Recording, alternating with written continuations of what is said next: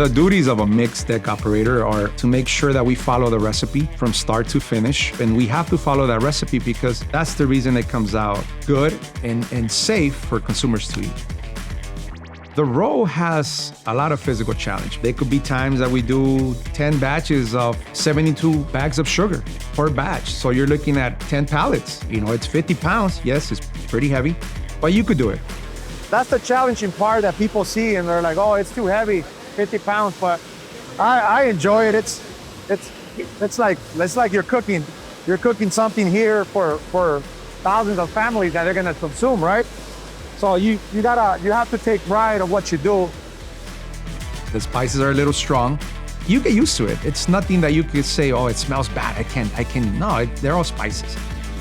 The most challenging part is learning the recipes. And you don't want to mess up because if you do mess up, you get the lab telling you to recheck it, and we don't want that. The most important thing that Ventura provides for us is the training. When you start, you're like, oh my God, how do I do this? How do I read a batch sheet? And but with the training they give you and you get to the point, you're like, you know what, I can do it. Where else can you say you're gonna go and cook? Cook and have fun. Co-workers are fun. They make it fun.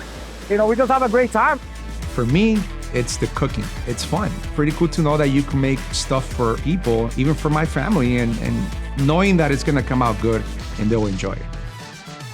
Me personally, this is new to me and I've never done this before in my life and I liked it.